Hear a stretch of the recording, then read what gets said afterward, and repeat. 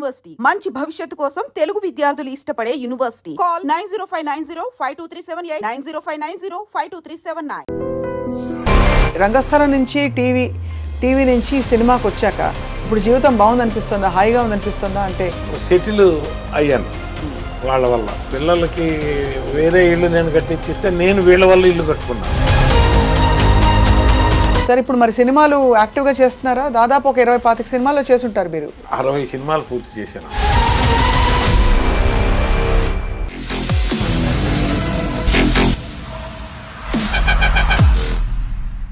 అందరికీ నమస్కారం. Welcome to this candid conversation. చిత్ర పరిశ్రమలో ముఖ్యంగా రంగస్థల నేపథ్యం నుంచి వచ్చిన వారంటే అపారమైన గౌరవం. వారు కూడా, అటువంటి నటులు కూడా ఎంతో అనుభవంతో చక్కగా నిలదొక్కుని ఒక వైవిధ్యాన్ని ప్రదర్శిస్తూ మంచి పాత్రలు వేసుకుంటూ ఎక్కువ కాలం కొనసాగుతూ ఉంటారు. అటువంటి వారిలో అందరికీ సుపరిచిత రంగస్థల, రేడియో, అలాగే సినీ నటులు, అలాగే టీవీ సీరియల్స్లో కూడా వారిని అనేక సందర్భాల్లో చూసాం. వారే గోపరాజు రమణ గారు. వారితో మాట్లాడబోతున్నాం. నమస్కారం సార్. నమస్కారం. మిమ్మల్ని తెర మీద చూడడం, ఇలా ఫస్ట్ టైం కలవడం. సో రంగస్థలం నుంచి వచ్చిన వారంటే కొంచెం అందరూ లేచి నిలబడి నమస్కారం చేస్తారు. చేస్తారమ్మా, అంటే గౌరవిస్తారు, బాగా గౌరవిస్తారు. అవును, ఎందుకంటే నటుడుగా కొంత ఆల్రెడీ నేర్చుకొని ఉంటాడు కనుక, అవును, కొన్ని సక్సెస్ఫుల్ చేసుకొని ఉంటాడు కనుక, లేకపోతే ఇక్కడ దాకా జర్నీ జరగదు కదా. అవునవునవును, అది కూడా ఉంటుంది. అది కాక వాళ్ళకి రంగస్థలం మీద ఉన్న ప్రేమ ఎక్కువగా ఉంటుంది. అవును సార్. అవును అవును సార్. సాంఘిక నాటకాలే వేశారు కదా మీరు ఎక్కువ, పౌరాణికం కంటే కూడా? పౌరాణికం అసలు లేదమ్మా, హిస్టారికల్ ఆడాం. హిస్టారికల్ ఇందాక మీరు చెప్పిన సలీం అనార్కలి ఆడాం, అందులో తాన్సేన్ చేశాను. తర్వాత వీరపాండ్య కట్టబ్రహ్మన్ ఆడాం తెనాల్లో. వీరపాండ్య కట్టబ్రహ్మన్లో ఎట్టప్ప ఆడాను, కట్టబ్రహ్మన్ ఆడాను. తర్వాత విశ్వనాథ విజయం ఆడాం. విశ్వనాథ విజయంలో కృష్ణదేవరాయలు ఆడేవాడిని. ఇట్లా ఆడాం. రంగస్థల నాటకం ప్రదర్శన ఉందంటే అదొక ఉత్సవంలా ఉంటుంది. అంటే ఆ వాతావరణం, రెడీ అవ్వడం, 2 రోజుల నుంచి ప్రాక్టీస్ చేయడం. ఇక్కడ సినిమా కట్టే కొట్టే తెచ్చి అన్నట్టు కట్టు కొట్టి తేవడం. కానీ అక్కడ మనం పడ్డ శ్రమ అంతా ఇక్కడ వేరే వాళ్ళు పడతారు. అంతేనా? అంతే కదా మరి. ఇప్పుడు వాళ్ళు మనం వచ్చేటప్పటికి రెడీ చేయాలంటే అక్కడికన్నా ఎక్కువ శ్రమ ఉంటుంది ఇక్కడ వాస్తవంగా. మనం ఏంటంటే ఆ నిమిషాన్ని వచ్చి అది చేసుకొని మనం వెళ్ళిపోతాం కాబట్టి పక్కకు మనకు తెలియదు. కానీ వాళ్ళు మా తెల్లవారుజాము 4 జర్నీ స్టార్ట్ చేసి లొకేషన్కి వచ్చి అన్నీ పెట్టుకొని లైట్లు అమర్చుకొని చేసుకొని చాలా ఉంటుంది వర్క్ వాళ్ళకి కూడా. అవును అవును అవును, నిజమే.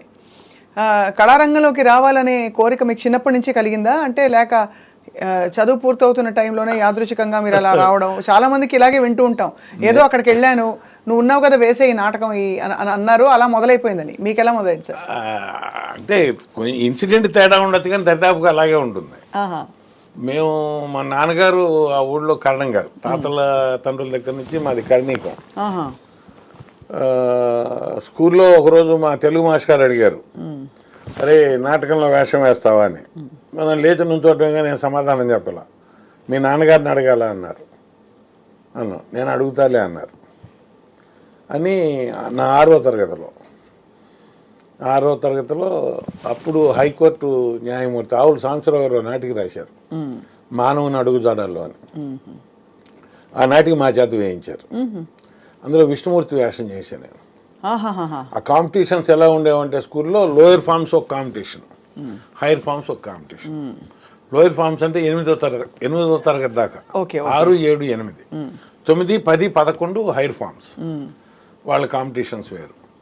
ఆ కాంపిటీషన్స్లో మా అన్నయ్య గారు కూడా నటించారు. ఓ, ఇంట్లో అయితే చాలా మంది ఉన్నారు నటులు. అంటే నాన్నగారు కూడా చేసేవారు. అయితే నాన్నగారు వాళ్ళ నాన్నగారికి భయపడేవారు. ఆయన కర్ర పట్టుకొని వచ్చేవాడు కాబట్టి ఆయన వచ్చి వెళ్ళిపోయిన తర్వాత ఏ క్యారెక్టర్ ఉంటే ఆ క్యారెక్టర్ వేసేవాట పౌరాణిక నాటకాల్లో. అట్లా నాకు అప్పుడు మొట్టమొదటిసారిగా ఉత్తమ నటుడు బహుమతి ఇచ్చారు. అవును, మా తెలుగు మాస్టర్ గారు బొట్టు పెట్టారు అప్పుడు, పిన్నికి వెంకటేశ్వరరావు అని. యార్లగడ్డ శైలజ గారు మీకు తెలిసే ఉంటారు, బాగా తెలుసు. వాళ్ళ నాన్నగారు తెలుగు మాస్టర్ గారు మాకు. అంటే మన డీడీలో ఉన్నారు చేశారు ఆవిడ, వాళ్ళ నాన్నగారు. సో అయితే అప్పటి నుంచి మొదలయ్యి మీరు అవార్డులు చాలా అందుకున్నారు. కానీ మీకు అప్పుడు స్ఫూర్తి నేర్పించింది ఎవరు? నటన ఇలా ఉండాలి, ఇక్కడ టైమింగ్ ఇలా ఉండాలి, గొంతు ఇలా మీరు త్రో ఉండాలి, వాయిస్ త్రో. అప్పుడు మైకులు ఉండేవా మీరు నాటకాలు? అంటేనమ్మా ఇప్పుడు 62లో స్టార్ట్ అయింది నా కెరీర్ నాటకం మీద. ఆ నాటికి వరకు ఆయన నేర్పారు. తర్వాత ఇంటి దగ్గర మా రెండో అక్కయ్య గారు తెలుగు టీచర్ ఆవిడ, తెలుగు పండిట్, ట్రైనింగ్ అయ్యి వచ్చింది. మామూలుగా ఎండాకాలంలో ఏం చేసేవాళ్ళం అంటే, పెద్ద ఇల్లు మాది, 40 సెంట్ల దొడ్డి, వడ్ల పాత్ర అరుగు ఉండేది, అది మా స్టేజీ. కట్టెలు కట్టించేసేసి మా పిల్లల చేత అందరి చేత నాటికాడిచ్చేది అక్కయ్య. అంబి పురుషోత్తముడు, ఇట్లా నేరస్తుడు ఎవరు, చిన్న చిన్న ఏకాంకిక నాటికలు ఉండేవి. అందులో మా మూడో అక్కయ్య అంటే నా పై ఆవిడ, నేను, మా అన్నయ్య, తర్వాత మాతో చదువుకునే వాళ్ళం 10 మంది దాకా ఉండేవాళ్ళం. మా ఇంటి దగ్గర 2 పెట్రోమాక్స్ లైట్లు పెట్టి, కరణం గారి ఇల్లు కదా, పెట్రోమాక్స్ లైట్లు ఉండేవి, అవి పెట్టి ఆడేవాళ్ళం. అట్లా ఆవిడతో ఒక 2-3 సంవత్సరాలు ఆడాం. తర్వాత ఇక నాకు కాస్త చదువు, అప్పటికే అక్కయ్య హైదరాబాద్ వచ్చేసింది, తన టీచర్కి ఇక్కడ పోస్టింగ్ వచ్చేసేసింది. ఇక నా చదువు కుంటుపడుతుందని చెప్పి 65-66లో నన్ను ఇక్కడికి తీసుకొచ్చారు. నల్లకుంటలో మాదిరెడ్డి సులోచన గారు ఇంట్లో ఉండేవాళ్ళం. ఓహో. సులోచన గారు అన్నారు, వీడిని ఖాళీగా ఉంచొద్దు దుర్గా, మన పక్కనే బాలానంద సంఘం ఉంది కదా, అందులో పడేద్దామని చెప్పి నల్లకుంట బాలానంద సంఘంలో పడేశారు. జమ్మలమడక పూర్ణచంద్రరావు గారు సెక్రటరీ, అది వాళ్ళు ఎప్పుడు నాటికలు ఆడుతుండేవాళ్ళు, వాళ్ళలో జాయిన్ అయ్యాం. ఏకాంకికలు, తర్వాత విచిత్ర వేషధారణలు, ఈ కాంపిటీషన్స్ ఉండేవి. నారాయణగూడలో మన రేడియో అక్కయ్య గారు, రేడియో అన్నయ్య గారు వాళ్ళ ఇంటి దగ్గర కాంపిటీషన్స్. వాళ్ళ బాలానంద సంఘానికి ఆ బాలానంద సంఘానికి బాగా కాంపిటీషన్ బోర్డు ఉండేది. నారాయణగూడ బాలానంద సంఘం, నల్లకుంట బాలానంద సంఘం. అప్పుడే మేము దసరా కాంపిటీషన్స్లో పాలిష్ పయ్య నాటికాడి ఉత్తమ విలన్ ఇచ్చారు నాకు, నాగేశ్వరరావు చేతుల మీదుగా. తర్వాత టామ్ సాయర్ ఇంగ్లీష్ నాటకం తెలుగు ధారావాహికగా రేడియోలో చేశాం. అట్లాగే పాలిష్ భయ్య, సక్కుబాయి అని మన శశిమోహన్ గారు ఉన్నారు, రైటర్, చూసే ఉంటాం. వాళ్ళ బ్రదర్ సాయి గారు, రమణ ప్రభు, జమ్మలమడుగు రమణ ప్రభు, మేమంతా అట్లా చేసేవాడిని. అట్లా 69లో మళ్ళీ మా ఊరు వెళ్ళా. మా ఊరు వెళ్ళినప్పుడు, మా ఊరు వెళ్ళిన తర్వాత నన్ను కరణీకం పరీక్షలు రాయించారు. మరి మా ఊళ్ళో వచ్చాం కదా, మళ్ళీ ఒక నాటకం తీసి ఆడటం ప్రారంభించాం. 70లో సర్వే ట్రైనింగ్ చేయించారు, 70లో జాబ్లో వేయించారు, ఊళ్ళో గ్రామాధికారిగా పోస్ట్ అయిపోయా.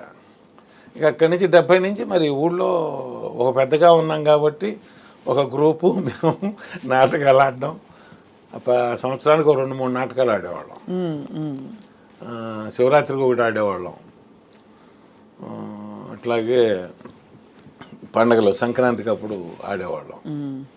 అట్లా నాటక పరంపర ఆడుకుంటూ 84 దాకా ఎక్కువ ఊళ్ళోనే ఆడుతూ వచ్చాం. ఊళ్ళోనూ చుట్టుపక్కల ఊళ్ళలోనూ మా ఊళ్ళో ఆడండి, మా ఊళ్ళో ఆడండి, మా నాటికలు ఆడండి అని ఆడుతూ. అప్పుడంతా ఎలా సార్ అంటే నాటకాలు వేస్తే డబ్బులు ఇచ్చేవాళ్ళ? ఏం లేదు, మనమే ఖర్చులు పెట్టుకుని వెళ్ళి మనమే టైం వెచ్చించి. మేము మా ఊళ్ళో నాటికలు ఆడిన నాళ్ళు గుడివాళ్ళు ఏం చేసేవాళ్ళు అంటే, స్టేజీ ఖర్చు, కరెంట్ ఖర్చు, మైకు ఖర్చు ఏదైనా ఉంటే వాళ్ళు ఇచ్చేవాళ్ళు. 25 రూపాయలు 30 రూపాయలు ఉండేది మా రోజు. లేదులేండి, గుడివాళ్ళు కొంత ఇచ్చేవాళ్ళు, 200 దాకా ఇచ్చేవాళ్ళు. ఓ పర్లేదు, ఓకే. 600-1000 రూపాయలు అయ్యేది మనకి అనుకోండి. అయితే అంతవరకు ఇచ్చేవాళ్ళు. మేము ఫ్రెండ్స్, నేను 100, మీరు 50 అది వేసుకునేవాళ్ళం. ఇకాక ఊళ్ళో బాబాయ్, మామయ్య అని అందరినీ చందాలు అడిగేవాళ్ళం. 5 రూపాయలు ఇస్తే పెద్ద చందాదారు మనకి. ఓహో. అట్లా ఒక 100-200 పోగు చేసేవాళ్ళం.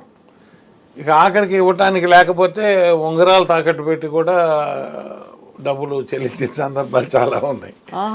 అంతేంటి సార్ పిచ్చి మీకు నాటకం అంటే? పిచ్చి కాదు, ముందు మాట పోద్ది కదమ్మా. ఓహో, అలా అంటారా? మనం సరదాగా సంతోషంగా ఇవ్వాలని వచ్చాం. మీరు ఇవ్వాలి, మీరు ఇవ్వలేకపోయారు. ఆయన దగ్గర వసూలు చేయాలి, ఆయన దగ్గర రాలా. ఇట్లా వసూలు కావాల్సినవి 200 ఆగిపోయినాయి. 200 ఇప్పుడు కట్టాలంటే మరి డబ్బులు కావాలి కదా. ఇప్పుడు వాళ్ళందరినీ పంపాలి కదా మనం. అవును, మరి పంపాలంటే డబ్బులు ఇవ్వాలి. అవును. మరి ఎవరు అంటే, నీ దగ్గర నా దగ్గర ఉన్న ఉంగరం ఏదో పెట్టి తీసుకెళ్ళా, లేదు ఇంకోళ్ళ దగ్గర ఎల్లుండి ఇస్తాను బాబాయ్ అయినా 100 తీసుకొచ్చి ఇచ్చి వాళ్ళందరినీ పంపించి సర్దుబాటు చేసుకునేవాడు. అలా మీరు అంటే బేసిక్గా కళారంగం అంటే మీకు బాగా ఇష్టం ఏర్పడిపోయింది అప్పటికే?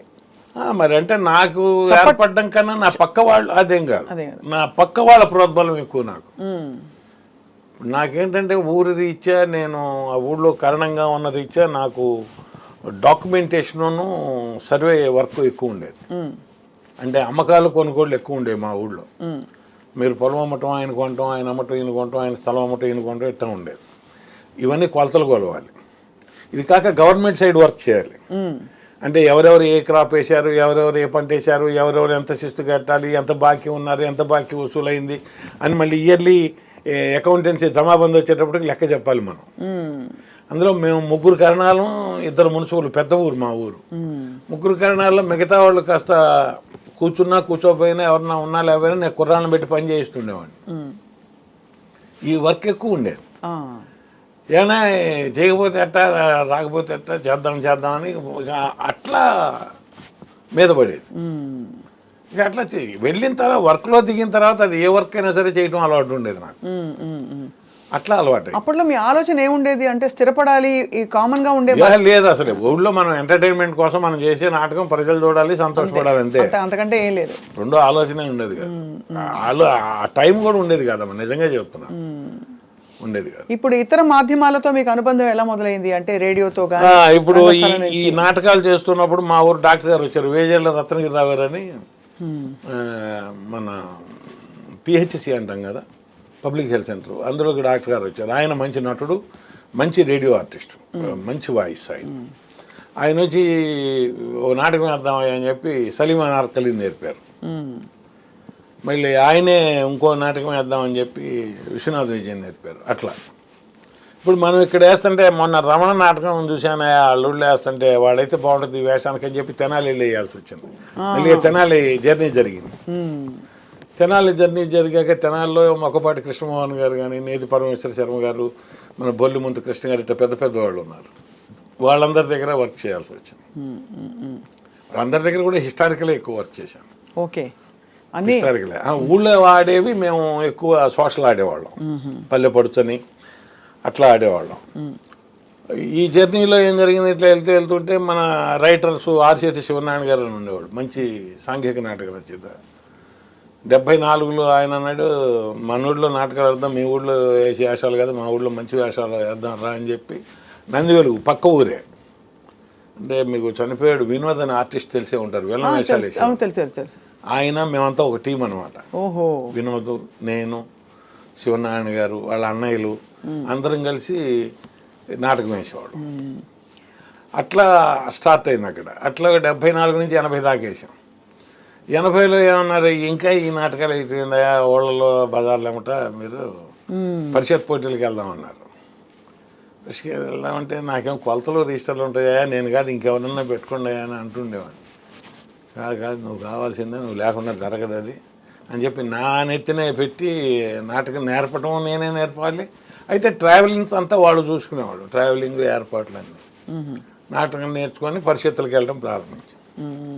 ఆ పరిషత్తులకు వెళ్ళిన దగ్గర నుంచి ఆయనకి ఉత్తమ రచన, మాకేదో మరి ఉత్తమ నటుడని, అవును చాలా అవార్డులు వచ్చాయి మీకు, ఇట్లా ఉత్తమ హాస్యనటుడు అని వచ్చినాయి. వచ్చిన తర్వాత 94 దాకా అట్లా ఆడుతూనే ఉన్నాను. 94లో అంటే ఈ లోపు ఏమైంది, 84లో కరణికలు రామారావు గారు తీసేశారు. తీసేసినా కూడా మా వర్క్ మాకు ఉంటుంది, మా ప్రైవేట్ వర్క్ కదా ఇది. ఇది అమ్మకాలు, కొనుగోళ్ళు, రిజిస్ట్రేషన్స్ చేయటం, ఇదంతా మాది హెవీ వర్క్. ఊళ్ళో తీరుబడి ఉండేది కాదు. అప్పుడు కూడా ఎంటబడి రిహార్సల్ అని చెప్పి నాకెళ్ళి రిహార్సల్ చేసి ఇంటికి వచ్చి పడుకునేటప్పటికి 11 అయ్యేది నాకు నైట్. ఇప్పుడు 11 అంటే ఏమి లేదు, ఆ రోజుల్లో 11 అంటే చాలా లేట్. లాస్ట్ బస్ వెళ్ళిపోతుంది మాకు తెనాలి నుంచి, లాస్ట్ బస్ వెళ్ళిపోతుంది. 8:30-9కి పడుకోవడమే కదా అప్పుడు. 10కి లాస్ట్ బస్సు, అది అందుకోవాలి. అవును, లేకపోతే మళ్ళీ రాలేము, 6 కిలోమీటర్లు రావాలి. అందుకని అట్లా వస్తూనే చేసాము. చేస్తూ ఇక ఇట్లా 94లో ఏమైందంటే ఆంధ్ర నాటక కళా పరిషత్ విజయవాడలో జరిగేటప్పుడు సుఖీభవ అనే నాటిక ఆడుతున్నాను. అందులో ఒక 65 ఏళ్ల వేషం నాకు చేస్తుంటే, అది మన ఒక ఆయన పెద్ద ఆయన చూశారు ఎవరు, చూస్తే ఎవరంటే ఆయన మన Usha Kiran movies executive producer అట్లు రామారావు. నాకు తెలియదు ఆయన కార్డు ఇస్తే నేను ఆశ్చర్యపోయా, అయ్యో పలకరించలేకపోయాను నేను. వాళ్ళ సంస్థ నుంచి తర్వాత ఉత్తరం రాశారు, మీరు ఆడిన నాటికలో ఫలానా పాత్రధారి ఫోటోలు పంపండి, తర్వాత రండి, ఆడిషన్కి పిలిచారు. ఆడిషన్కి ఎప్పుడు వచ్చాము మేము? ఫిబ్రవరి 95 ఫిబ్రవరిలో వచ్చాం, ఫిబ్రవరి 27th. మేము 25th వచ్చాం. వచ్చినప్పుడు సుబ్రాయ శర్మ గారిని నేను ఫాలో అవుతూ ఉండేవాడిని. ఆయన అప్పుడు ఒంటెత్తు పడి నాటకం ఆడేవారు. ఆయన ఎక్కడ ఆడినా నాటకం అంటే విజయవాడ ఆడినా, గుంటూరు ఆడినా, దగ్గరలో ఎక్కడ ఆడుతున్నా వెళ్ళి చూసి పలకరించి గురుగారు అంటూ తిరిగేవాడిని నేను. వచ్చి ఆయన ఒకటే నాకు బాగా తెలిసిన ఆయన ఫోన్ చేశాం, సార్ ఏం చేస్తున్నారని. నువ్వెందుకు వచ్చావు, ఎక్కడున్నావు ఏంటంటే ఇట్లా హోటల్లో ఉన్నాం సార్. ఎందుకు వచ్చావు అన్నాడు. ఈటీవీ వాళ్ళు పిలిస్తే వచ్చాం సార్ అన్నాడు. ఇవాళ ఖాళీయా అన్నారు. ఖాళీ సార్ అన్న. వేషం చేస్తావా అన్నాడు. చేస్తాను సార్ అన్న. మరి మీసం తీయాలరా అన్నాడు. తీస్తాను సార్ అన్న. అయితే సరూర్ నగర్ వచ్చేసి అన్నారు. సరూర్ నగర్ వెళ్ళాను. వెళ్తేను ఆ రోజు ఆయన చేయాల్సిన వేషం అది హీరోగా. ఆ వేషాన్ని ఆయన చేయకుండా నా చేత చేయించారు. అది మరి ఈ లోపల అన్ని నేర్చేసుకున్నారా? నేర్చుకోవటం అంటే ఏ విధమైన ప్రిపరేషన్ ఏమీ అవసరం లేకపోయింది. అంటే మనం ఈలోపు నాటకాలు ఆడుతూనే ఉన్నాం, క్యారెక్టరైజేషన్స్ మీరు చెప్తూనే ఉన్నారు, మేము చేస్తూనే ఉన్నాం. తర్వాత రేడియోలో వాచకం చెప్తూనే ఉన్నారు, రేడియో నాటకాలు చేస్తూనే ఉన్నాం. కాబట్టి అలా వెళ్ళేదంతా వెళ్ళిపోతూనే ఉంది మనకి. అంటే మన దగ్గర ఇప్పుడు మీరు పిలిచి ఒకటి చెప్పారు అంటే మీరు చెప్పిన విధానం ఆయనకి చెప్పిన ఆ విధానం నా మైండ్లోనూ ఉండేది. అదే అలా చూసి నేర్చేసుకున్నారు కొంత. అలా నేర్చేసుకునే ఉన్నాను. నేను చేసినప్పుడు కూడా, రేడియోలో నేను చేసినప్పుడు కూడా నేర్చేసుకునే ఉంటే అది ఫస్ట్ టైం అనమాట. ఆయన కెమెరా ముందు నాకు అవకాశం ఇచ్చి బామ్మగారి మరచెంబు అని మీకు దూరదర్శన్లో చాలాసార్లు వేశారు. అవునవును. ఇవిడ రత్నసాగర్ గారా? కాదు, రత్నగా మన ఈ నవీన్ లక్ష్మి గారు. రైట్. మస్తానరావు గారి బీర మస్తానరావు గారి వైఫ్ ఆవిడ మనవడు నేను అనమాట. ఆ వేషం నా చేత చేయించారు. అది ఫస్ట్ టైం నాకు. అప్పుడు బ్లెస్సింగ్స్ ఇచ్చారు మన మీర్ గారును శర్మ గారు. ఫస్ట్ టైం నువ్వు కెమెరా వంక కూడా చూడకుండా చాలా బాగా చేసావు, మంచి ఫ్యూచర్ ఉంటుంది, కంటిన్యూ చేయమని. అప్పుడు నాకు ఆలోచన వచ్చింది. అప్పటిదాకా నాకు మనం వచ్చాము చేద్దాం అన్నారు, చేద్దాం అంతవరకు. చాలా వ్యత్యాసం ఉంటుంది కదా రంగస్థలానికి, టీవీకి, మళ్ళీ సినిమాకి. సో ఆ మెళకువలు ఎలా నేర్చుకున్నారు? ఇక్కడైతే మీకు ఫ్రీ హ్యాండ్ ఉంటుంది. అదే అడిగారు నన్ను, బోలెడంతా అదే అడిగారు. నువ్వు ఇది ఫస్ట్ టైం అంటే మీరు గారు నమ్మలా. నేను నమ్మను అన్నారు. లేదు సార్ ఇదే ఫస్ట్ టైం, నేను కెమెరా ముందు ఎప్పుడు చేయలేదంటే. కెమెరా ముందు ఎప్పుడు చూడకుండా చేయటం అనేది జరగని పని, నువ్వు చూడకుండా ఎట్లా చేసావు అంటే నేను చెప్పాను, నేను చిన్నప్పటి నుంచి సినిమా రంగం చదువుతాను సార్. పుస్తకం మా ఇంట్లో ఉండేది. అందులో ఆర్టిస్టుల అనుభవాలు, దర్శకుల అనుభవాలు ఒక వ్యాసాలు పడుతుండేవి. భరద్వాజ్ గారి వ్యాసాల్లో తెలియక కెమెరా వంక చూశాడు, కట్ చెప్పారు, కెమెరా వంక చూడకూడదని చెప్పారు. ఇట్లాంటివన్నీ చదివి అవి మా ఇంట్లో ఉన్నాయి, అంతే తప్ప వేరే ఎక్కడ చేయలేదన్న. వెరీ గుడ్, నీకు మంచి ఫ్యూచర్ ఉంటుంది, నువ్వు కంటిన్యూ చేయి, వదిలిపెట్టుకోక అన్నాడు ఆయన. సరే అన్న తర్వాత వాళ్ళ దగ్గరికి వెళ్ళాం కదా, 27 ఈటీవీకి వెళ్ళాం కదా, వాళ్ళు బాగా ప్రోత్సహించారు, వేషం ఇచ్చి అప్పటి నుంచి దరిదాపుగా నన్ను ఒక 16 సంవత్సరాలు పోషించారు. టీవీ ఈటీవీ 2009 దాకా. 2009 తర్వాత మన జీటీవీలో చిన్న కోడలు చేయాల్సి వచ్చింది. చిన్న కోడలు తర్వాత అట్లా సీరియల్స్ చేస్తూనే వచ్చాను. అది చేశాక ఇది ఎలా అనిపించింది సార్? అంటే అక్కడ కష్టం ఎక్కువ, ఫలితం అంటే మనకి జేబులు నిండవు నాటకంలో, కానీ అక్కడ తృప్తి కూడా బాగుంటుంది, ఒకలాంటి తృప్తి. అంటే మీరు నిరూపించుకోవడానికి ఒక అవకాశం ఉంటుంది. ఇక్కడ ఒక డైలాగ్ అదేంటమ్మా అలా చేసావు, కట్ అయిపోయింది. అవును. సో ఆ వ్యత్యాసం అది జీవితాన్ని నేర్పుతుంది. అది ఇది జీవితాన్ని ఇస్తుంది, బతకనిస్తుంది. అబ్బా బాగా చెప్పారు సార్. ఆ జీవితాన్ని నేర్పుతుంది, జీవితాన్ని ఇస్తుంది. ఇది అంతవరకు మీకు అంటే ఈ భుక్తి పోరాటాలు ఏమీ లేవా? భుక్తి ఏముంది, రేడియో నాటకం అంటే నాకు మామూలు జాబ్లో నేను డాక్యుమెంట్ రాసుకునేవాడిని. ఈ లోపు ఏమైంది, నాకు గవర్నమెంట్ సర్వీస్లో జాబ్ వచ్చింది. గవర్నమెంట్ సర్వీస్లో చేరా 95 వీళ్ళు వచ్చేటప్పుడు నేను సెలవు పెట్టుకొని వచ్చా రెవెన్యూ డిపార్ట్మెంట్ నుంచి. ఈటీవీ వాళ్ళు పిలిపించినప్పుడు నేను సెలవు పెట్టుకొని వచ్చా. సెలవు పెట్టుకొని వచ్చిన తర్వాత ఇక్కడికి వచ్చిన తర్వాత నాకు పర్మిషన్ ఇచ్చారు, గవర్నమెంట్ పర్మిషన్ ఇచ్చారు. అప్పుడు ఆ పర్మిషన్ మీద చేసుకుంటూ ఉండేవాడిని.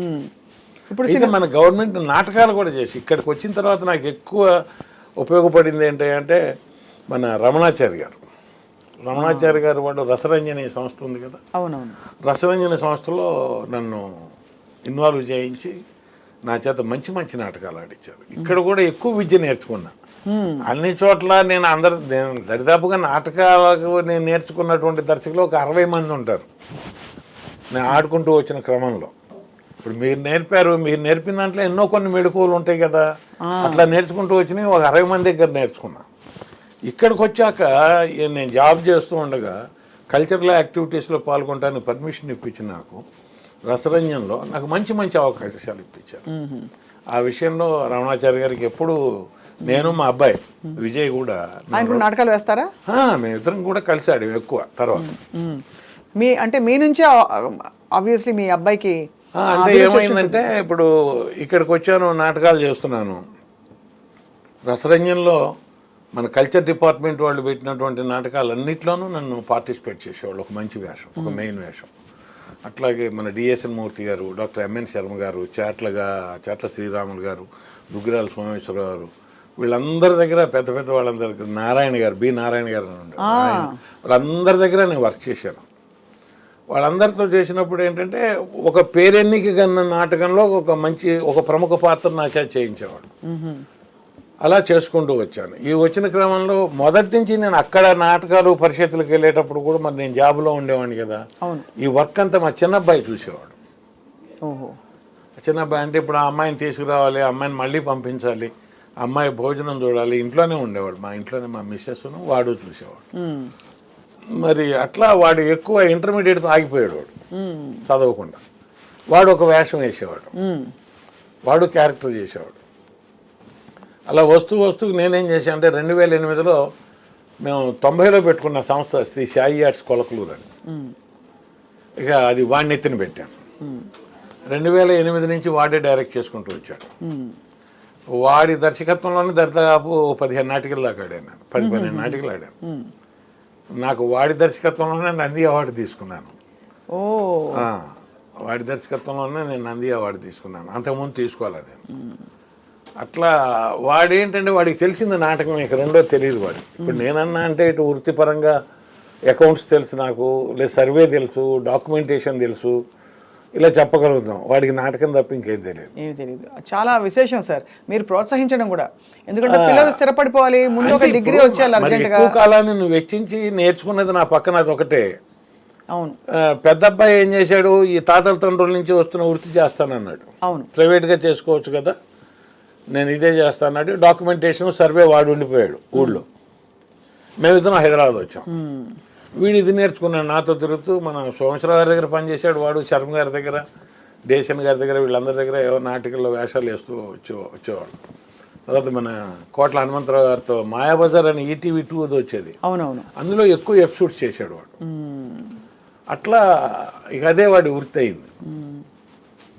ఆ వచ్చే క్రమంలో వాడి నాటికలు ఎక్కువగా వర్క్ చేశాను నేను. వాడికి దరిదాపుగా 13 నందులు వచ్చినాయి అనుకుంటా. 13 ఉన్నాయి నందులు, నాకు ఒక్కటే ఉంది. తండ్రి అయితే మురిసిపోతుంటారు మీ అబ్బాయిని చూసి మీరు. మర్చిపోయేది ఏమన్నా బ్రతుకు తెరువు ఉంటే చాలండి. అంటే నేను అంటే ఇందాక నుంచి నేను ఏది తెలుసుకునే ప్రయత్నం చేస్తాను అంటే బ్రతుకు తెరువే అందరి మధ్యతరగతి కుటుంబాలు అంతే, దాని మీదే బతికాడు వాడు. వాస్తవంగా ఇప్పుడు ఒక నాటికి తీసేవాడు 70 ప్రదర్శనలు ఆడేవాళ్ళం ఇద్దరం కలిసి.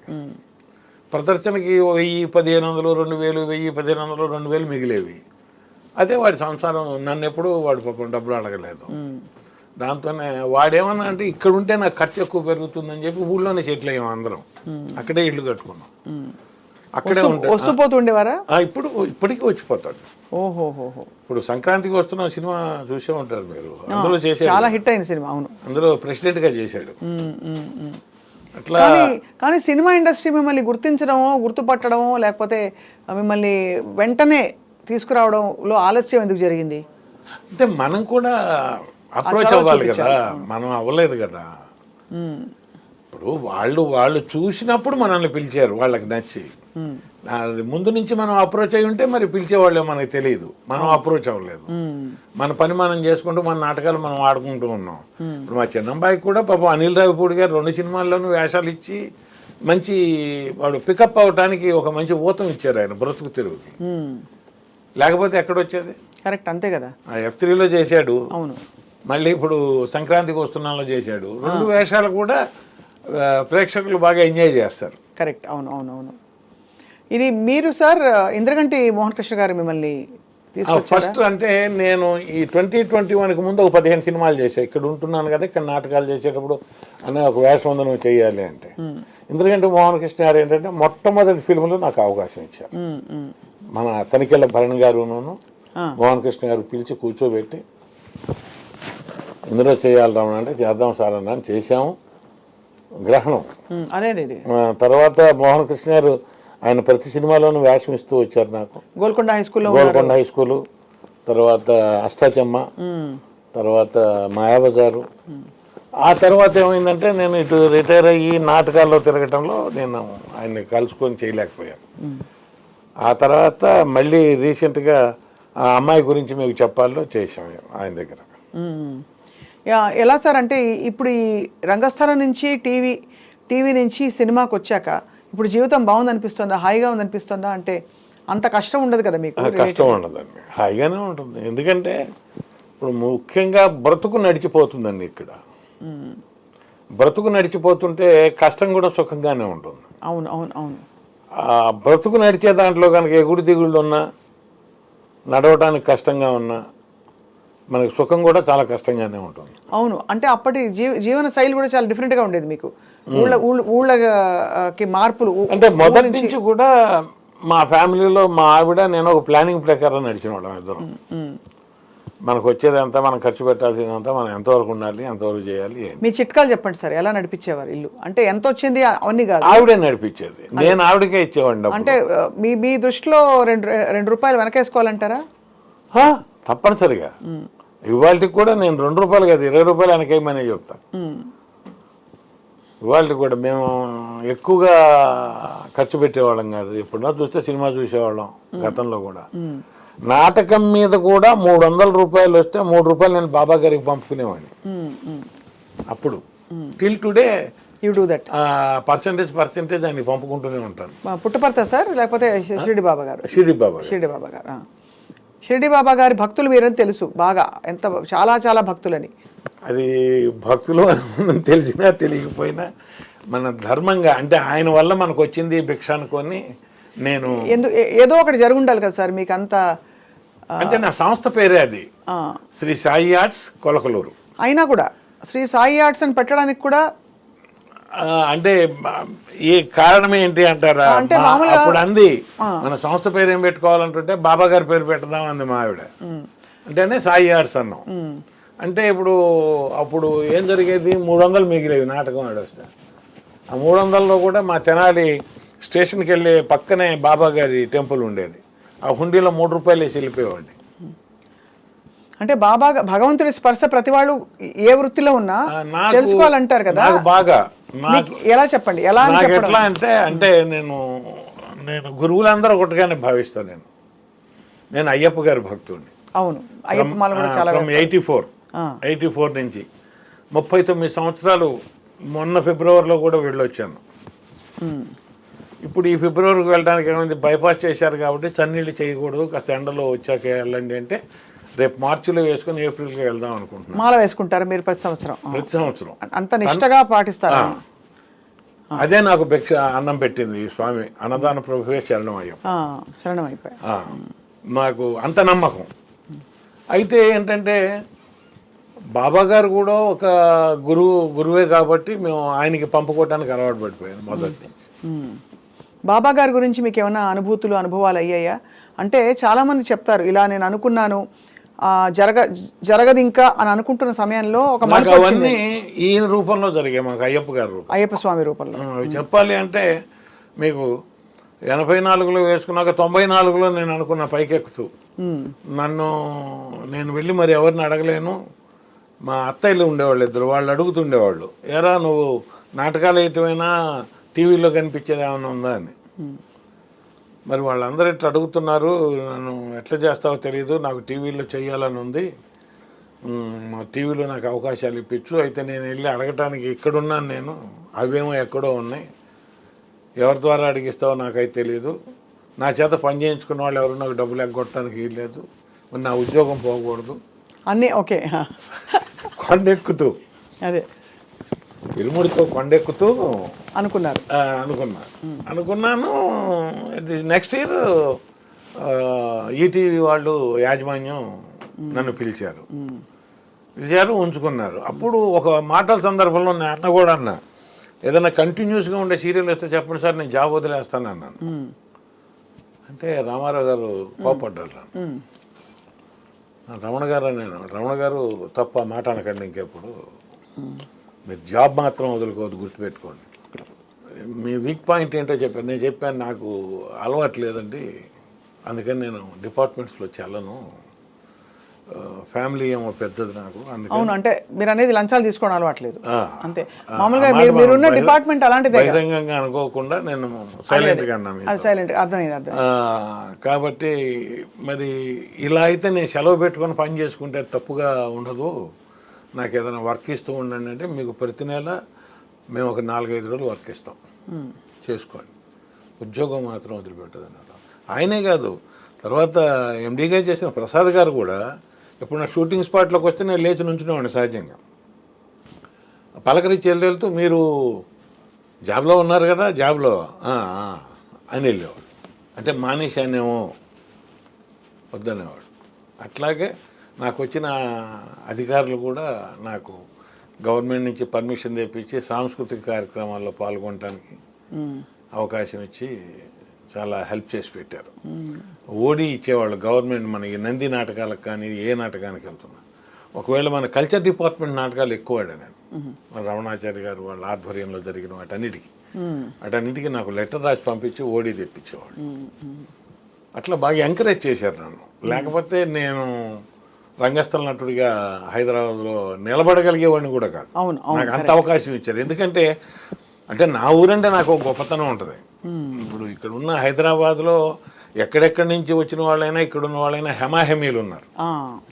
మరి వాళ్ళందరి ముందు నేను కూడా ఒక రేణువుగా లాగా అయినా నుంచోగలిగాను అంటే కారణం రమణాచారి గారు, రసరంజన సంస్థ. ఇప్పటికీ ఎప్పటికీ నేను దండం పెట్టుకుంటా వాళ్ళకి.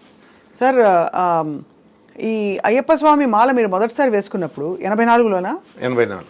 ఎవరు నేర్పించారు మీకంటే ఈ పద్ధతులు? ఇది మాల మాకు ఫస్ట్ ఏంటంటే మాకు సద్గురు రామదాస్ మహారాజ్ అని మాకు మన శృంగేరి పీఠాధిపతి గారి సహపాఠి ఉండేవారు, చనిపోయారు ఆయన.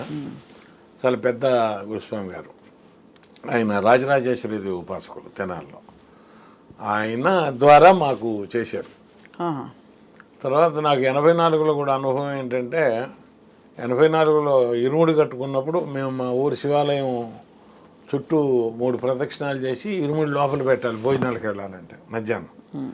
ఆ వెళ్ళబోయే ముందు ఆ డోర్ దాటుతుండగా కళ్ళ ముందు మంచి మెరుపు మెరిసింది నాకు. ఆ మెరుపులో నాకు ఒక వెండి విగ్రహం కనపడింది, ఇట్ట మన గౌతమ బుద్ధుడి మోహంలాగా ఇక్కడ దాకా కనిపించింది.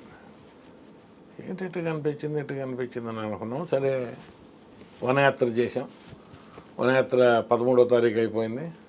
14వ తారీఖు జ్యోతి చూసి 15 మార్నింగ్ దర్శనానికి వెళ్ళాం. అదే బొమ్మ అక్కడ కనిపించింది నాకు. అక్కడ నేను అసలు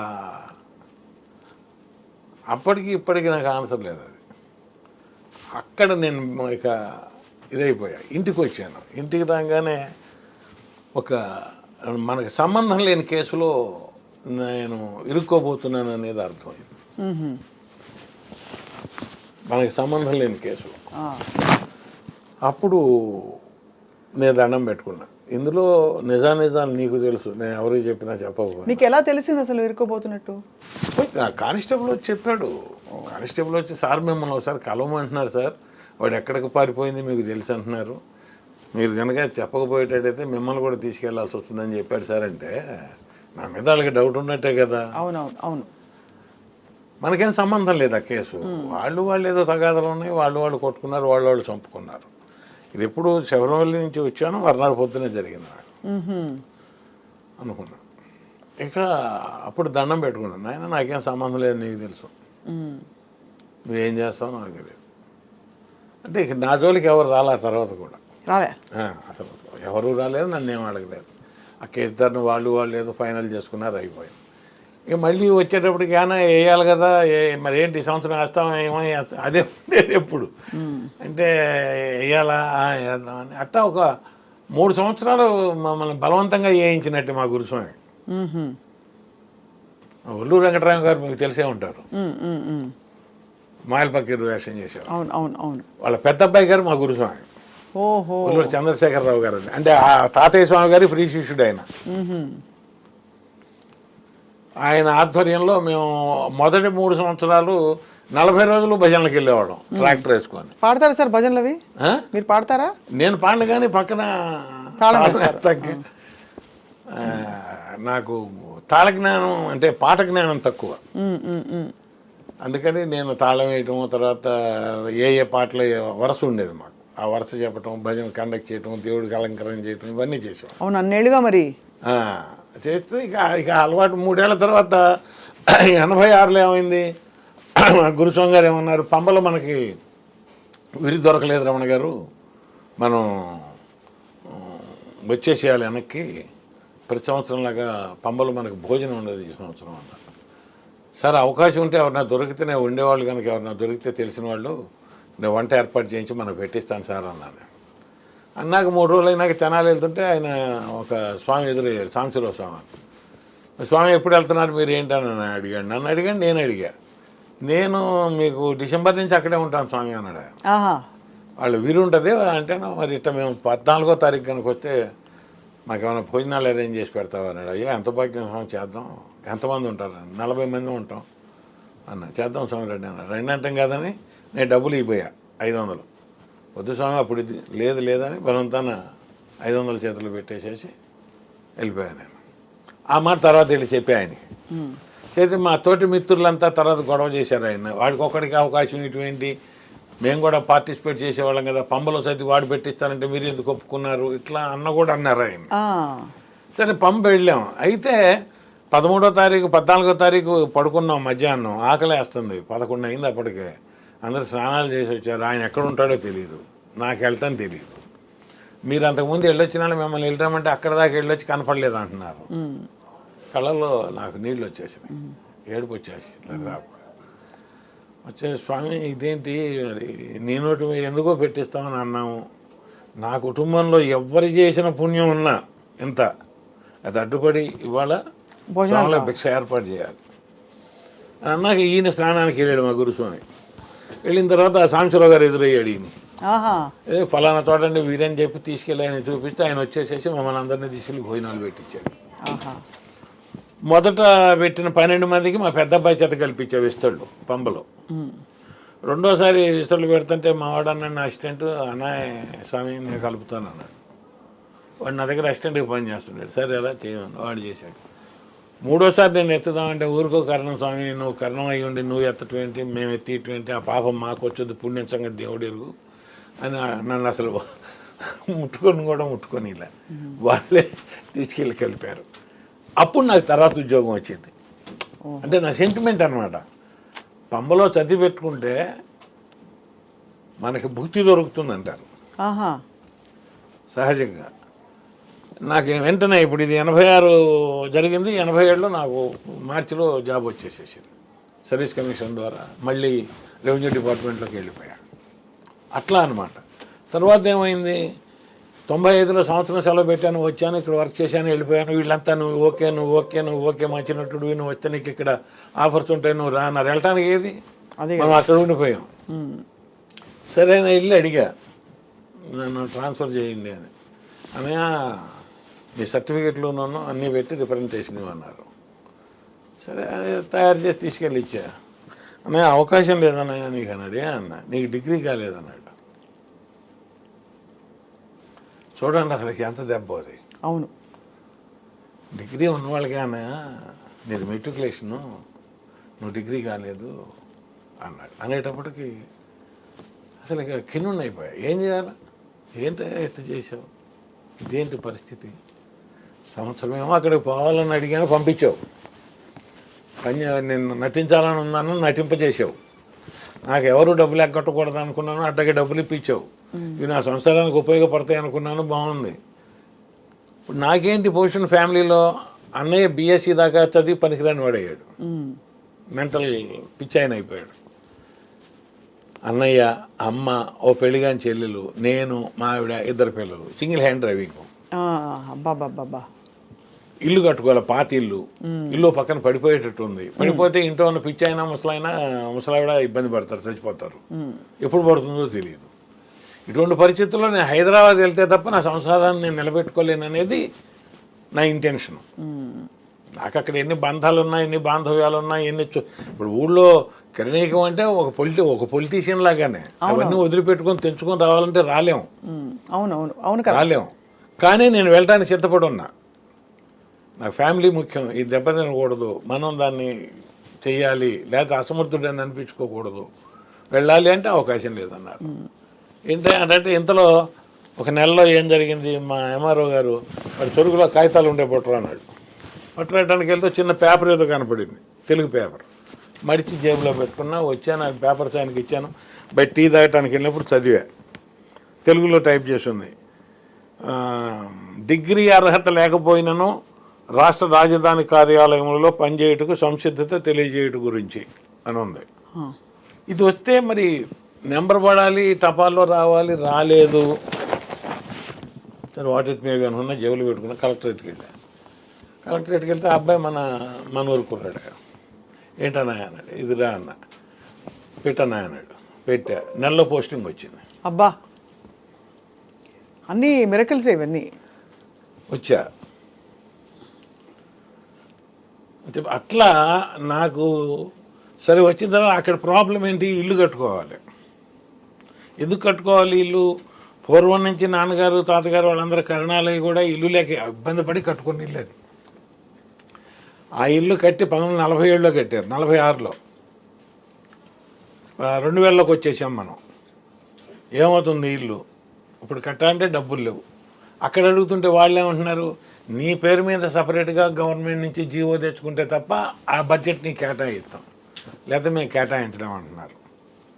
మరి ఏంటి, మరి ఇల్లు కట్టిస్తావా కట్టించవా? నువ్వే కట్టించాలి, లేకపోతే ఇబ్బంది పడతాను స్వామి అని చాలా ప్రే చేసుకునేవాడు.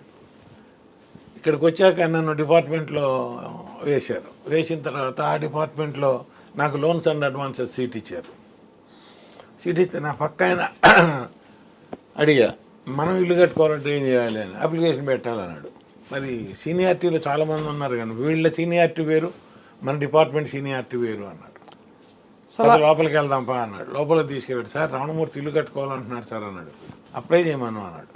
అప్లై చేశా. వారంలో శాంక్షన్ చేశారు, డబ్బులు ఇచ్చారు, 1,50,000 గవర్నమెంట్ లోను. ఇల్లు కట్టుకుని నా దగ్గర 1,00,000 దాచిపెట్టినవి ఉంటాను, ఇది కలిపి ఇల్లు కట్టుకున్నారు. ఇల్లు కట్టుకున్నాం. అట్లా వస్తూ ఇక్కడే ఉండిపోయా. అక్కడ ఇల్లు కట్టాం కదా ఆల్రెడీ. అట్ట ఎందుకు, పిల్లవాడు అదే పని మీద ఉన్నాడు, వాడికి ఇల్లు లేకుండా ఎట్లుంటాడు ఊళ్ళో? అవును, ఉండని, మనం ఇక్కడ అద్దె కొందాం, మనకేం ఇది అని. ఇప్పుడు డబ్బులు వస్తాయిలే, ఈ వచ్చిన డబ్బులతో ఇక్కడ కొనుక్కుందామంటే ఈ రేటు పెరిగింది, అక్కడికి వెళ్ళాల్సి వచ్చింది. అట్లా 30 కిలోమీటర్లు వెళ్ళిపోయింది అప్పటికి హైదరాబాద్. అవును, మొత్తం ఇప్పుడు విస్తరించిపోయి ఫుల్గా. తర్వాత నేను చూసుకున్నాం, ఇప్పుడు 30 లక్షలు పెట్టి మనం లోన్ తీసుకొని ఇల్లు కట్టుకొని లోన్ తీర్చిన కన్నా 30 లక్షలు మనం బ్యాంకులో వేసుకుంటే 600 చొప్పున 18,000 వస్తుంది. 8,000 మనకి ఇంటి అద్దె. మన మామూలు ఎక్కడున్నా అప్పుడు ఎక్కడ ఉండేవాడిని, మాసప్ ట్యాంకులో ఉండేవాడిని. 3,000 రూపాయలు నేను కట్టేది అప్పుడు మాసప్ ట్యాంకులో. ఏ సంవత్సరం సార్ అది? 2007. ఓహో, ఎక్కడ? పుత్తూరు వెంకటేశ్వరరావు గారి ఇంటికి దగ్గర మాసప్ ట్యాంక్. మన గ్రౌండ్ ఉంది కదా, శాంతినగర్ ఉంది కదా, శాంతినగర్లో ఉంది. చాలా మంచి ఏరియా, చాలా మంచి ఏరియా. పాపం ఆవిడ శాంతమ్మ గారు అని ఆవిడ ఇంట్లోనే ఉండేవాడిని. పైన 2 రూమ్స్ ఇచ్చారు మాకు సరిపోయేది సఫిషియెంట్గా. సో అలా అయ్యప్ప స్వామి రాకతో చాలా చాలా నాకు జరిగింది. చాలా assets ఎక్కడికక్కడ ఇచ్చాడు ఆయన. ఎక్కడికక్కడ ఆయనే మీకు- చేసుకొచ్చాడు. అది అయితే కారణం ఏంటంటే ఆ రోజు పెట్టుకున్న ఫోటో ఇప్పటికి కూడా మేము తీయలే. మొదటి సంవత్సరం పెట్టిన ఫోటో అంటే కదిలించి తీసేసి అక్కడ పెట్టి మళ్ళీ పెట్టుకుంటారు. ఆ అలవాటు మేము తీయలే. ఎందుకంటే మా ఇంట్లో అడ్లు లేవు, తనకు కూడా లేదు. నేను మాలేసుకునే నాటికి తనకి హిస్టరాక్టమీ అయింది, ఆపరేషన్. ఇద్దరు మగ పిల్లలే. అవును. అందుకని ఏం చేసేవాళ్ళం, పెట్టి రోజు శరీరం గోష్ఠి చేసుకోవడం ప్రారంభించావు. ఒక ఆయన చెప్పాడు, నువ్వు దీక్షలో ఉన్నప్పుడే కాదు విడిగా కూడా చేసుకుంటూ ఉండంటే రోజు చేసుకోవడం అలవాటైపోయింది నాకు. పొద్దున సాయంత్రం దీపం వెలిగించడం, చేసుకోవడం ఆఫీస్ నుంచి రాగానే. అట్లా అన్నదాన ప్రభువు. అవును సార్. 40 సార్లు వెళ్ళారు కదా మీరు. 39 జంతువులు కనిపించాయి మీకు, పులులు కనపడలేదు. అవన్నీ వింటూ ఉంటాం అన్ని. అయితే మేము నైట్ వెళ్ళేటప్పుడు శబ్దాలు వినిపించేవి కింద లోయలో నుంచి, ఆ, ఏనుగుల ఘీంకారాలు. నేను అవతల నుంచి వెనక పక్క నుంచి కూడా వెళ్ళాం. అంటే పులిమేడు అంటారు కదా, పులిమేడు మీద నిద్ర కూడా చేసా ఒక నైట్ నేను. నిజమేనా సార్? పులులు వస్తాయంటారు. వస్తాయంటారు, రాకుండా ఉండవు, వస్తాయి. అంటే మనకి ఎప్పుడు జరగలేదు మంచి, కానీ అంటే భక్తులకి ఏవి కాదని కూడా అంటారు. మనకి ఎప్పుడు కనపడలేదు. చాలా గొప్ప. అంటే ఒకవైపు మీ లౌకిక ప్రయాణం, ఇంకొక వైపు ఈ అలౌకిక. ధర్మం అమ్మ, ధర్మాన్ని ఆచరిస్తే ధర్మం మనల్ని ఆచరిస్తుంది అనేది సత్యం, అంతే. ధర్మో రక్షతి రక్షిత, అందులో డౌట్ లేదు. అదే ఆయన శ్రీ ధర్మశాస్త్రవే శరణమయ్యప్ప. చాలా బాగుంది సార్ వినడానికి. సార్ ఇప్పుడు మరి సినిమాలు యాక్టివ్గా చేస్తున్నారా? దాదాపు ఒక 20-25 సినిమాల్లో చేసుంటారు మీరు. నేను 60 సినిమాలు పూర్తి చేశానమ్మా. ఓ, 60 సినిమాలు అయితే చాలా. 2021 తర్వాత తర్వాతే 60 సినిమాలు. అంతకుముందు 14 చేశాను, 15. ఇది మన మోహన్ కృష్ణ గారు వాళ్ళవి, తనికెళ్ళ భరణి గారు ఇప్పించినవి, అవి 15 దాకా చేసి ఉంటాను. ఆ తర్వాత 60 పూర్తి చేశాను, ఒక 5 రన్ అవుతుంది. ఇప్పుడు రన్ అవుతున్నాయి యాక్టివ్గా. ఎన్ని రోజులు సార్ నెలకి? ప్రతిరోజు పని ఉంటుందా? ఉండదమ్మా, అంటే ఇస్తారు కానీ డేట్లు ఉంటాయి. నెలలో 20 రోజులు డేట్లు ఉంటాయి. ఒక్కోసారి క్యాన్సిల్ అయిపోయి నెల ఖాళీగానే ఉన్న సందర్భం కూడా ఉంది. మొన్న అక్టోబరు, ఈ జనవరిలోనే దాదాపు 20 days క్యాన్సిల్ అయిపోయింది. ఇప్పుడు మీకు అయ్యప్ప స్వామి ప్రత్యక్షమై ఒక వరం కోరుకోమంటే ఏం కోరుకుంటారు సార్? ఈ స్టేజ్లో మీకు అన్నీ మీ ఇష్టానుసారమే దాదాపు నెరవేరుతూ వచ్చాయి. వచ్చినాయమ్మా ఇంతవరకు. అట్లా అంత కోరుకోవాలని ఏం లేదు, కానీ నా వంశాన్ని బాగా చూడమని కోరుకుంటాను. అది సహజమైన కోరిక, అది అంతే. రోజు అడిగేది కూడా అదే.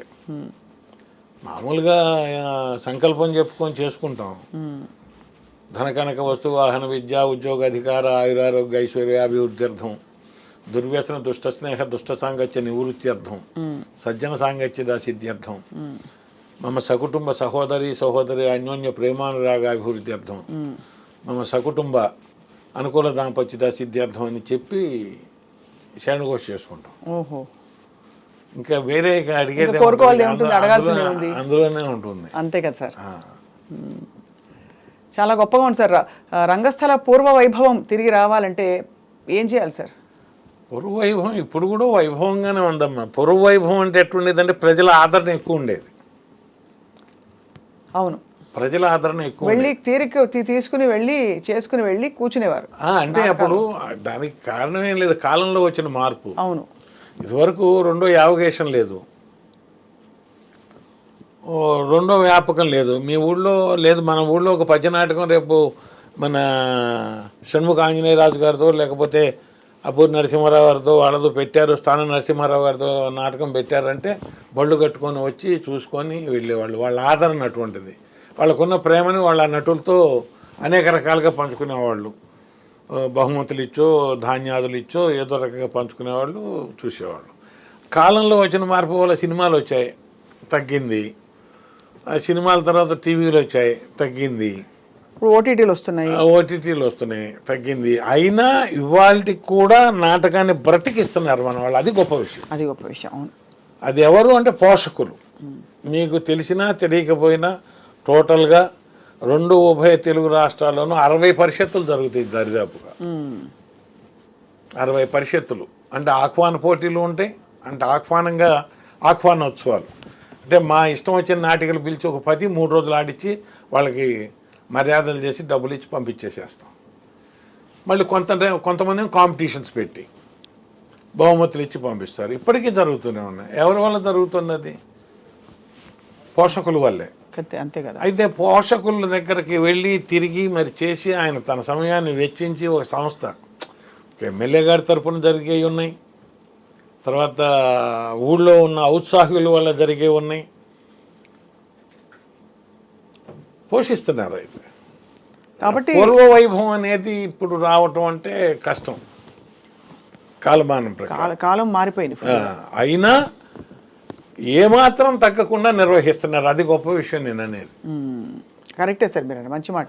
ఇప్పుడు అప్పజోషులో వాళ్ళు ఉన్నారు, అప్పజోషులో ఉన్న విష్ణుభట్ల ఫౌండేషన్ వాళ్ళు ప్రతి సంవత్సరం ఒక్కొక్క ఏరియాలో పెడతారు. ఈ సంవత్సరం శ్రీకాకుళం పెడితే వచ్చే సంవత్సరం నెల్లూరు పెడతారు, ఆ తర్వాత సంవత్సరం గుంటూరు పెడతారు, ఆ తర్వాత మచిలీపట్నం పెడతారు. అట్లా జరుపుకొస్తారు జనవరి దీంట్లో. అట్లాగే 60 పరిషత్తులు కండక్ట్ చేస్తున్నారు టోటల్గా. మరి 60 పరిషత్తులు కండక్ట్ చేయడానికి ఒక్కొక్క పరిషత్తుకి హీనంగా లెక్క చూసుకుంటే 5 లక్షల దగ్గర నుంచి మినిమం 15 లక్షల దాకా ఖర్చు అయ్యేది ఉంటుంది. మన సినిమా రైటర్ సాయి మాధవ్ గారు ఉన్నారు, అవును, ఆయన తెనాల్లో కళ్ళ కాణాచి అని చెప్పి దరిదాపు 25-30 లక్షలు ఖర్చు అవుతుంది. నా ఊరికే సింపుల్గా చెప్పి ఇంకెక్కువ చెప్పలేం.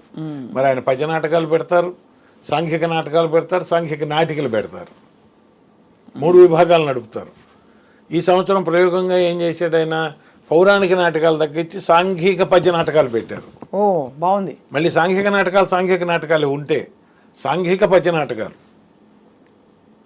పద్య నాటకాలు అంటే మరి పాట రావాలి, పాడేవాళ్ళే సెలెక్ట్ చేసుకుంటారు. మీ దగ్గర నుంచి అప్లికేషన్స్ తీసుకొని అందులో సెలెక్ట్ చేసుకొని పెడతారు. మరి చేస్తున్నట్టే కదా ఇక దానికి ఇంకా. అయితే అంత ఉన్నతి రాకపోయినా మంచి ఆదరణ మాత్రం కొనసాగుతోంది, బాగా చేస్తున్నారు. మంచి నటులు తయారయ్యే వాళ్ళు ఉన్నారు. అయితే ఏంటంటే మనం ఇక్కడ మామూలుగా ఇండస్ట్రీలో వీళ్ళకున్న సౌలభ్యం వల్ల, అంటే వీళ్ళు బయటికి వెళ్ళలేక వీళ్ళున్న బిజీలో కారణంగా వీళ్ళు ఆడిషన్స్ పెట్టుకొని ఆర్టిస్టులను తీసుకుంటారు. ఆడిషన్స్లో కొన్ని క్యారెక్టర్స్ లేనప్పుడు ఇతర భాషల నుంచి తీసుకోవాల్సిన అవసరం ఏర్పడుతుందని తీసుకుంటున్నారు. అది సహజమే లేండి సార్. కానీ తర్వాత తరాలు నాటకం, ముఖ్యంగా రంగస్థల నాటకం విలువను తెలుసుకుంటాయి తర్వాత తరాలు కూడా అని ఆశిస్తున్నాం సార్. ఆశే, అది మనం ఆశిస్తున్నాం. కానీ వీళ్ళు అక్కడికి వెళ్ళటల్లా, అది వీళ్ళు చేస్తున్న తప్పు. మనం పంపట్ల ఇంట్లో వాళ్ళం, అది మనం చేస్తున్నాం. అదే ఇంజనీరింగ్. ఎందుకంటే మీరు పెరుగుతున్నప్పుడు ఉన్న తీరిక, ఆ వెసులుబాటు. ఇప్పుడు పిల్లలు ఉన్నారు, ఎరా ఈ 3 రోజులు కాస్త టీవీలు గేమ్స్ ఆపి అక్కడ నాటకాలు పెట్టారు కదా, ఇటు చూసిరండి అని పంపట్ల. అదే అది మనం చేస్తున్న తప్పే అని చెప్పాలి. ఎందుకంటే వాళ్ళు మినిమం అంత ఖర్చు పెట్టి అందులో మంచి మంచి కాన్సెప్ట్స్ ఉంటాయి, మామూలు కాన్సెప్ట్స్ ఉండవు.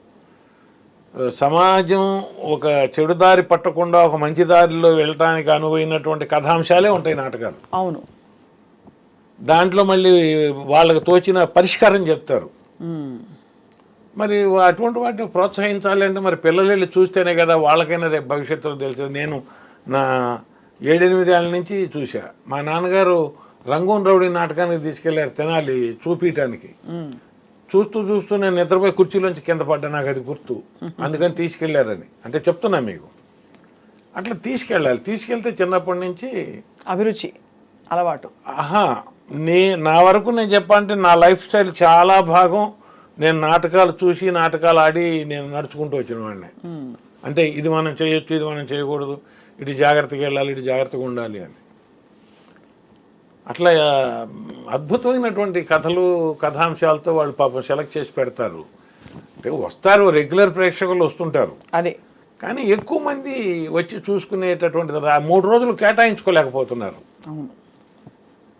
ఈ ఇంట్లో వాళ్ళు కూడా వస్తున్నారు, ఆడవాళ్ళు కానీ మగవాళ్ళు కానీ. పిల్లలు మాత్రం రావట్ల. ఏజ్డ్ వయసులో ఉన్న పిల్లలు, అంటే 20-30 మధ్యలో ఉన్న వాళ్ళు చాలా తక్కువ మంది వస్తారు. వాళ్ళు వచ్చినాడు మీరు అన్నట్టుగా నిలబడుతుంది, ఇంకా నిలబడుతుంది. అందులో వర్క్ చేయడానికి వాళ్ళకి ఇంట్రెస్ట్ ఉండి వర్క్ చేస్తే మీరు ఒక 10 నాటకాలు ఆడితే ఒక థియేటర్ ట్రైనింగ్ అయినట్టే. అంతే కదా సార్.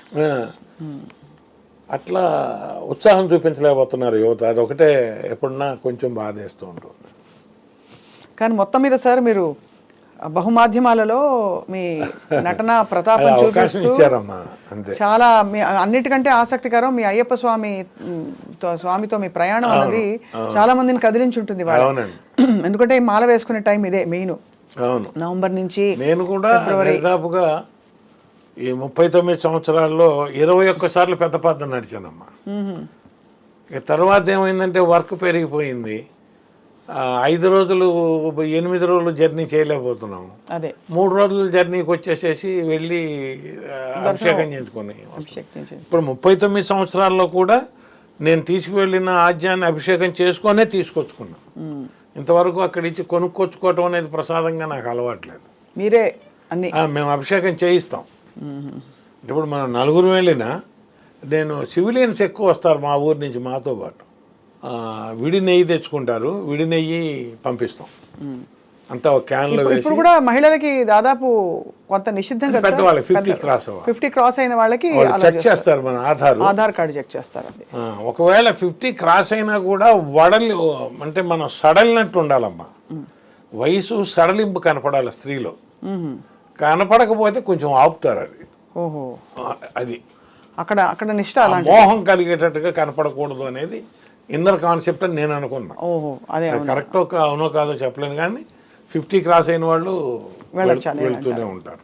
కానీ మొత్తానికి సార్ గోపరాజు రమణమూర్తి గారు మీకు చాలా ధన్యవాదాలు. గొప్ప విషయాలు చెప్పారు ఇవాళ. అన్నిటికన్నా కూడా ఇంకో మనసులో ఉన్న విషయం చెప్పుకోవాల్సింది ఏంటంటే,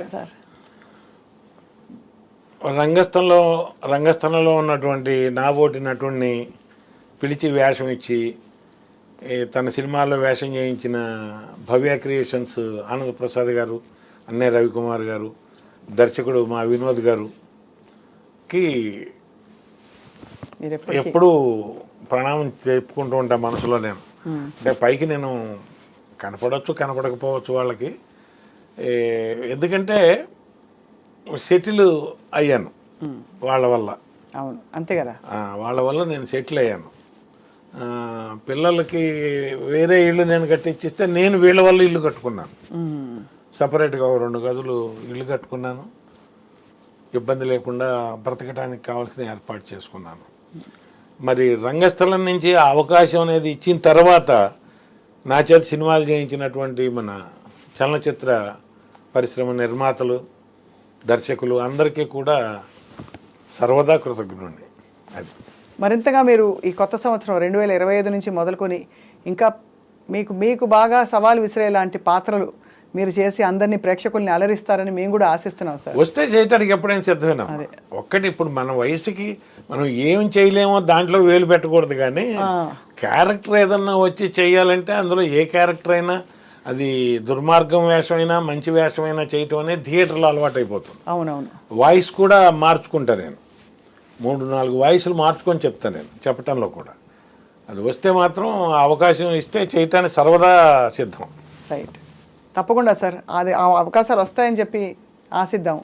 స్వామియే శరణం అయ్యప్ప. స్వామియే శరణం.